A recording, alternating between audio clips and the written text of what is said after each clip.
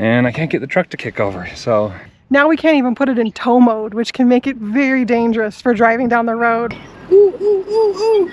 It's not gonna work, so we're bailing. Feeling nervous right now? White knuckling it over here. It's only 1.8 miles of this. Looks a little steep, we're a little nervous. Yeah, we could fit wide, but tall, it would be a gamble. The R's that randomly turned on in the middle of the night. I had a BMS connection lost alert. This is what I was worried about.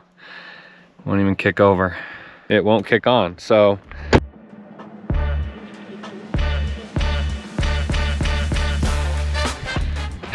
Well, everyone, it is the day before a travel day.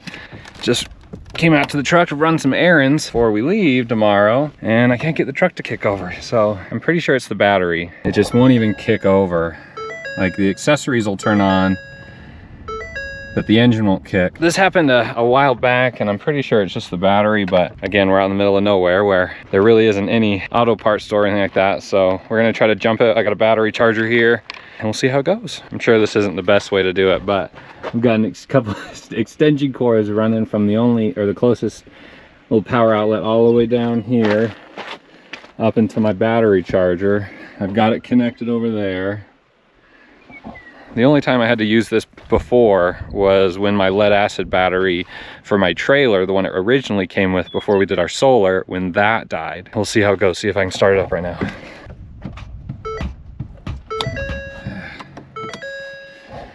It wanted to, but we're gonna give it a little more time and see if charging it up will help. Here we go.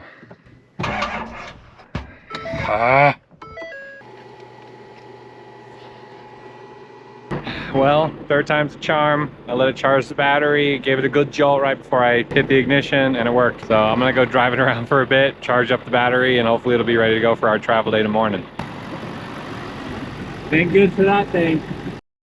It's a travel day, y'all. Seriously, my favorite day in 2 weeks. Not of the week. Every 2 weeks, because we move every 2 weeks. We got Wesley in the truck. Frankie's ready to go. We are heading to Oregon, and we are very excited to get there. We're just about all packed up. We have been boondocking at this gorgeous location, as you all remember, just outside of Carey, Idaho. Super peaceful, just this river running, the birds chirping. If you're new here, we are Kara and Keaton, and we travel full-time with our puppy Frankie and our kitty Wesley, and we travel in our fifth wheel RV all throughout the country. We've been doing this for about 1.5 years now, and we've been boondocking for probably 12 weeks now. We started and we just have not stopped. We've done so many upgrades on our RV, from a hot water recirculating feature where in our shower we now have hot water from our on-demand water heater. We also have mounted our Starlink, that's number 2. Number 3, we also have water bladders where we fill up our gray tanks when they get full so we can enjoy long showers. We also have fresh water bladder. We have found ways to mount everything so our travel days are super simple and easy. So let's hit the road today. You got it. And what we mean when we say full-time travel, basically we pack up everything, our home, our animals, we put things away, and we travel around in our fifth wheel all over the country, and it is so much fun. It's an interesting way of life. If you're familiar with van life, it's something similar. We just have 2 animals and we know they need their space, and we had to have that deck on the back.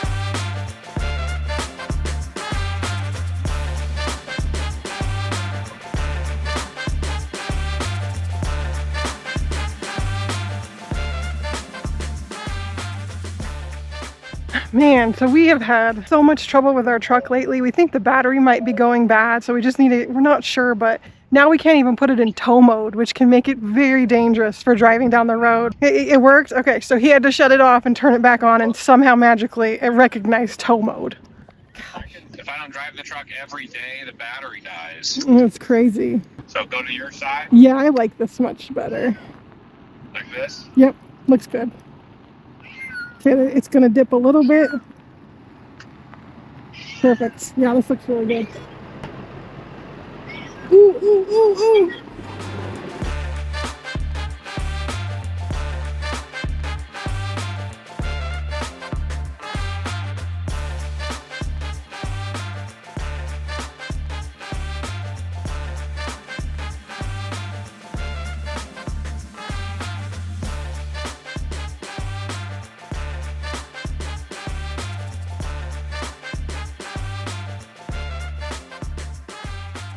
You all know that we love our stickers, so we got one from Creators of the Moon, and then obviously we had to get one from Salty Trip, so we're gonna stick these on right now.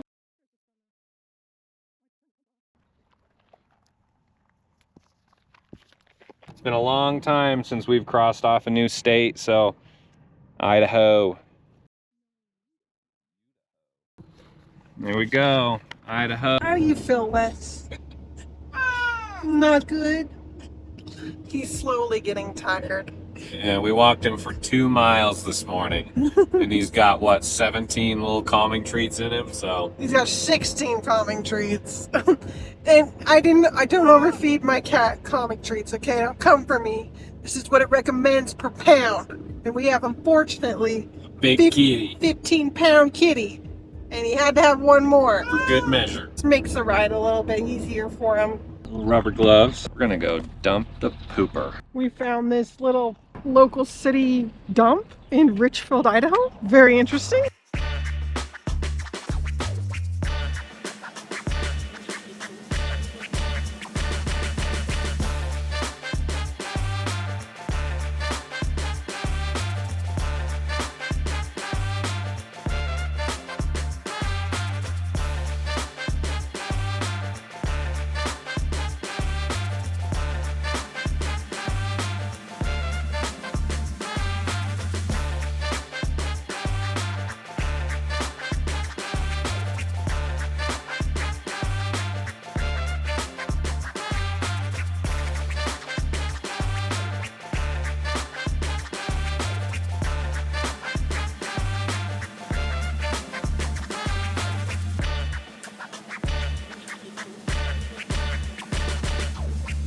We are gonna stop and we're gonna fill up some fresh water. It's at a rest stop. We've gotten water from some interesting places, sites of gas stations, grocery stores, a park. They had a spigot, and so we've never gotten it from a rest area. Of course, we though have our 3-step RV Blue Check filter that will filter everything out. You're the best kitty, Wes. Wes is in his box. Okay, we really don't know where it's at. Let me pull up the app. How are we going to run this? Unthreaded outside backside of restroom. So we are using iOverlander. It says potable water spigot, unthreaded outside on backside of restrooms. And this was still working and not frozen December 11th, 2025, which was like 4 months ago. We're going to go track this down and see where it's at. Here's the restrooms. I could probably find it. Just got to get out. I think I see it. How are you feeling about this? Good. My only worry is if our hose is gonna reach. Yeah. We'll see. I think we've got a 50-foot hose. Yeah, I got the 50-foot one. Yeah. I just don't know if people are gonna run it over while we're filling. We'll see. Yeah. Oh, jeez. So How are we gonna do that? I almost want to go grab the water bandit to see if it'll slip on there and work, and if it'll make a tight seal. Because if it won't make a tight seal, There's the no water's point. just going to be going everywhere. I'd hope this trailer right here would move, and I'll go That would be back it perfect. up right here. Yeah. Park where he's at. So this is the spigot. It looks really good. So our goal here, obviously, we don't think we can reach this faucet where we're at. So we are going to back up and pull into this spot to the right. If everything goes according to plan. Good, good, good. Let me just check this other side real quick. I think you're gonna clear this fine. Just wanna watch the truck on this side. Oh, pull forward, pull forward, pull forward. Oh no, he took your spot. Ah! He took our spot. So we're just gonna have to make do with what we got, babe. So pull forward.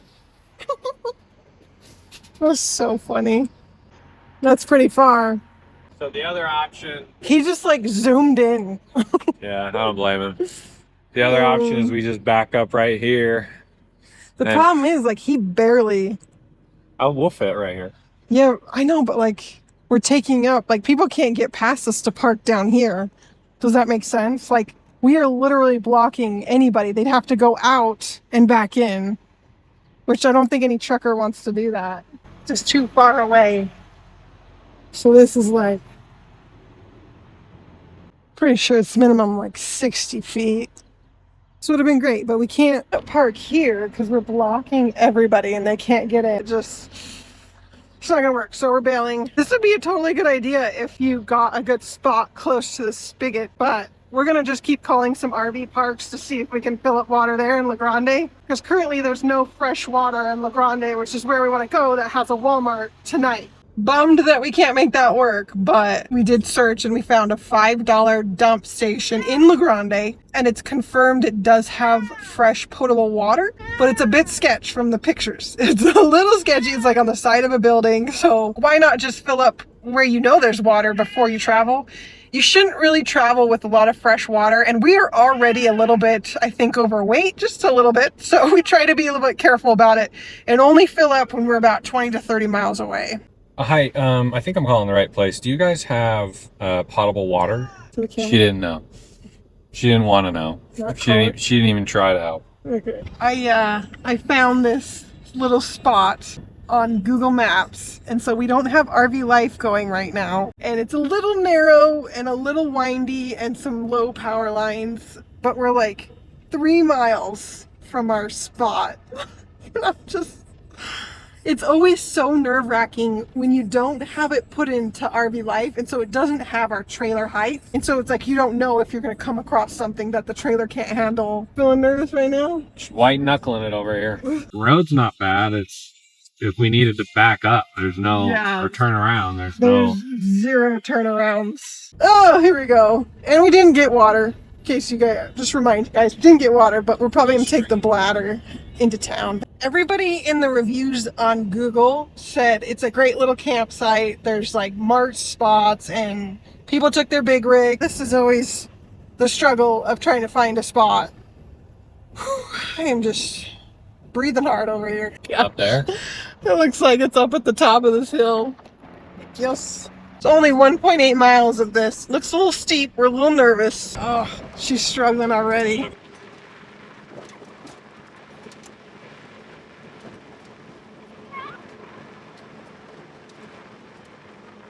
That wasn't too bad. We got up that okay. Oh my gosh, I don't think we're gonna want to go this way because look at how tight and low those trees are. Yeah, we could fit wide, but tall, it would be a gamble. I see some campsites actually. This looks a little low though. We are pretty big. I won't lie to you. So that's an okay spot. I think we're too long. But here's like a nice little pull through. Is there gonna be solar? Ooh, yeah, this will give us good solar. Yeah, this is a great little pull-through spot. There's another spot, but it's really in the trees. We need solar, so we're gonna want to take something like this. Let me just look what else there is further down. Oh, here's a spot too, right on the lake. Compass. Okay, yeah, that's due north. That's almost perfect. We decided we're going to go with this spot right on the lake. We're definitely going to want a paddleboard, but let's get camp set up so that we can get the animals in the RV and relaxed.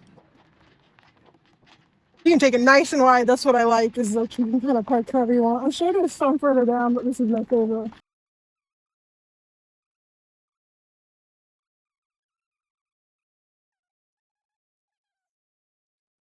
Yeah, I'm just doing one. It's farther than I thought.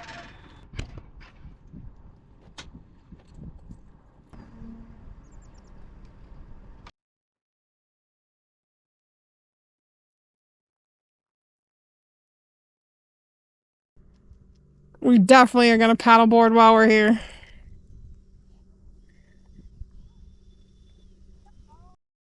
Little situation that happened last night. It was just after midnight, and Kara woke me up because we thought we heard a car outside a truck just right outside our rig, but it happened to be ours that randomly turned on in the middle of the night all by itself. We have the remote start feature on our truck, and it just kicked on. So I got up, I ran out there.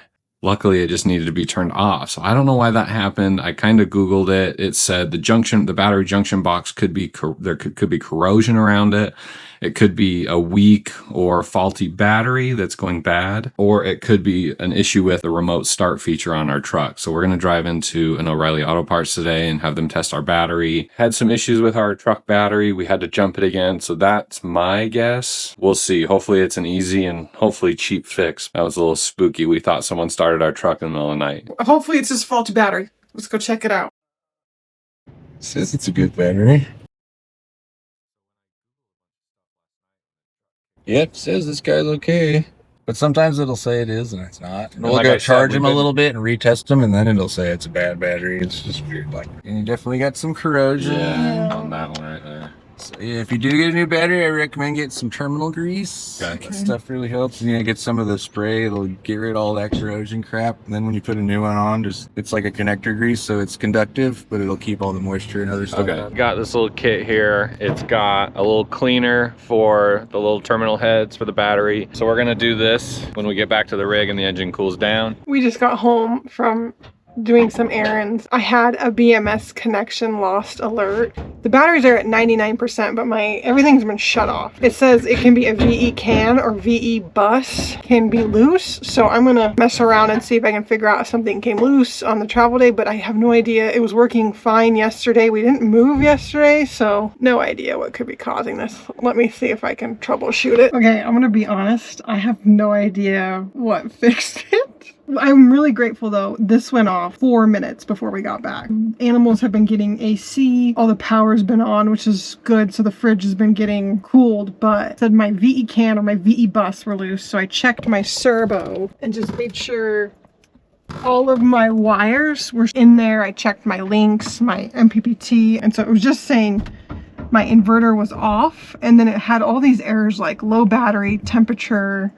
I have no idea. I wonder if the solar got too hot again, but as you guys remember with Chris from Salty Trips, we fixed that and he saved me from a shredded screw. We haven't had any issues since that, and it's been like almost a week and we've been getting killer solar, so I have no idea. My goodness. I mean, like, we're having problems with the truck, we're having problems sometimes with the solar, and I feel like this is how it's gonna go. You're gonna have little issues here and there. This is just part of boondocking and this is part of RV life, which is fine. We'll roll with the punches, but I'm like, man, I feel those people who are like, man, I just can't catch a break. Like, sometimes it just one thing after the other, like, it's like we just got our solar fixed. So trying to figure this out. Hopefully I don't get any more errors and nothing else. I'm getting full solar. My batteries are like at 99%. I don't know what it was. A reset fixed something. Maybe I just had loose wires, which I really think that happens more than we think with these travel days, because it was pretty rocky getting up here. I think you guys remember that hill. So we're just gonna keep an eye on it, but we're good to go. Inverter's fixed. Let's see if anything else happened. The batteries on the truck weren't bad. So, I mean, we're kind of dodging bullets, you know, like things are kind of just correcting on their own, but it was really weird when the truck started at midnight last night. It freaked me out. It makes me really want to get my Blink security system set up. What if Keaton went out there and there was a bear? Like, I would not know. We got the error again. It worked for like an hour and then it kicked back off. First, it said BMS connection lost. Next, it said low battery voltage. Next, it said number 67 BMS connection lost, Victron solar setup. There's many things that this could be, but it means the BMS has opened, disconnecting the battery from the system due to a low voltage fault, makes the MPPT stop charging because it's lost communication. It said check all canned VE direct cables and consider a servo reset. So I just kind of unplugged my servo for a second just to give it a little bit of a break. I shut everything down. I even turned off my inverter, so I'm not pulling any power into my RV right now. We were talking with some friends, and from YouTube comments, they told us basically we're running our batteries wrong. You're not supposed to run them like that. because it's pulling all from that first battery. Other batteries aren't really getting utilized that much, that it will cause a BMS shutoff if it notices there's different voltages coming from each battery. Real quick update. So we have like torn everything apart, and I did find a couple loose wires. I do remember when we put them in how difficult they were to put in. I am not surprised. Keaton, with sheer force, was able to get this off. Let me just say though, I would not recommend putting your inverters this close to the ground if you have two giant 3,000 ones like we do. It's huge. So now I found two loose wires I'm fixing. This it runs to here, and this could be causing some voltage issues because this then runs to my other inverter and then it runs over. First thing I did was check that these were all tight. This is saying my VE can, which is coming from my servo to here, and then from here to my MPPT, and then I've got a terminator. You can see everything is looking good. This is a little melted from our previous heat problems that we had, but we got that fixed. But we got everything off, so this looked good. This wire was loose, so shoved it back in, tightened it. These are all tight. These are all fantastic. I had another green wire that was loose, that middle green wire, so got that re-tightened up. There was a couple loose ones too, so now I'm just checking the beautiful inverters to see if I've got any loose wires. Saw this, I don't know how this happened. That just pulled out. So retightened this wire. It's not going nowhere. Rechecked them all. They're all looking really good. Let's do this. Kick it on, Keith. My converter. Okay, battery on. We're gonna plug in the servo, going in the specific order. Just gonna give it a minute, see what happens. And then I'll kick my solar on. I have yet to kick it on right there. Everything looks bueno. That we know of is just the batteries themselves are connected incorrectly. Yes. So until we get or more wire, they're gonna have to stay how they are. So hopefully that's not the problem. I think I gave it all enough time. Let's just see how we're looking. We tested every wire, tested every connection, tightened everything. I even zip tied this up so it wouldn't fall out. We have done just about everything we could possibly do for this thing. If we get that error again, I think we've eliminated everything in here. Oh my gosh. I've been working on this now for like probably 3 hours, and I'm just so toast. As you know, we've shared it. We're starting to have some issues with our truck. We have started to have issues with our battery.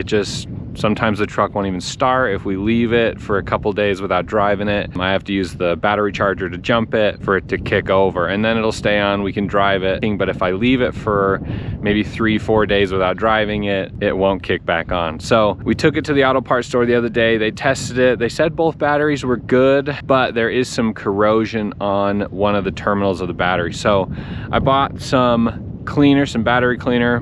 We're gonna take it all apart, clean it up, put it back together, and see if it'll work. So obviously my engine is super dirty. Don't hate me, don't put it in the comment. This is the battery that I'm gonna start with first. This is the most corroded. You can see all the blue corrosion around that right there. This is the passenger side battery. I have another battery over here that I hope to get to today as well.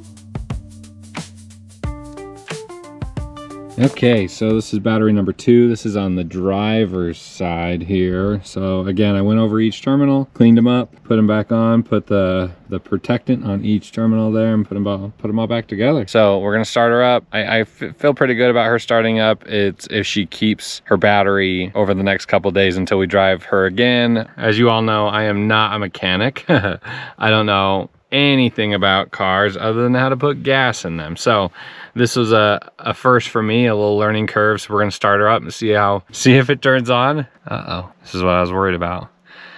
Won't even kick over. Shoot. Well, let's troubleshoot it. I went back to the first battery. I took off the fabric washers that I put on, that it recommended to put on before you reconnect the battery. I took those off. We're gonna start it again. I think my next option, if this doesn't start, is to try a battery charger and just start her back up again. We'll see. Yeah, this is what I was worried about. I'm gonna go get my battery charger and see if I can get her to start up. After doing some research, I found out that it could be a handful of things. So I've taken off the connections to the batteries. I'm cleaning off the residue, the protectant residue. It said that it could just be that they weren't tight enough. So that's what I'm going to start with first. I'm going to reconnect them and tighten them back up. It could be just that it's masking a bad battery and the battery could be dead. It also could be that the starter, that there's an issue with the starter, which we don't think that's, we don't think that's the issue because it's continually trying to kick over. It's not just like a one-time click and dead. So you remember when we went just the other day, went into the O'Reilly Auto Parts, they went and they checked both batteries. They said they were good. I was worried that they were good because we had just driven them around for an hour. They were all charged up. Again, hopefully they're not a dead battery, or we will be riding our bikes into town to buy new batteries. It's true. Ooh, it's trying, yeah. I do think it's this one. Come look at it. 0%. Moment of truth, everybody. Ooh, close. Oh, that was the closest. Yeah, well everyone, we charged what we think is the bad battery, which is this driver's side battery, up for 20 minutes on 10 amps. It got all the way up to like 13.3 volts and it kicked right on. I'm gonna run around, drive it around, maybe go get some ice cream, charge up that battery, and hopefully it'll last at least till the weekend, where we can run to an auto parts store and just replace that battery, because that's what we ultimately think it is. It's just a bad battery. That's kind of what everything was pointing to online. Like if you clean the terminals and it still gives you an issue, it's probably just masking a dead battery. The next day, I just came out here just after work. I was gonna turn on the truck, drive it around, maybe let it idle for a bit, and it won't kick on. So I'm gonna try to jump it again, drive it 45 minutes into town to an O'Reilly Auto Parts and buy a new battery. Okay, well, we just got to the O'Reilly Auto Parts right here. We're gonna go grab our new battery and hopefully they'll help us put them in. I bought 2 batteries. I got the Super Start Extreme. We're gonna replace both of them. Both batteries are original. They're awesome and let me borrow some tools since I'm doing it in their parking lot, and hopefully we can get it done quickly. I unhooked the ground wire, negative, the positive, took off the caps, re-put the new one in, and tightened everything back up. One battery down. Check her out. There she is. She's a beaut. Battery number 2 done. Check her out. Again, I took off the ground wire, took off both of these cables here, plopped in the new battery, hooked it all back up.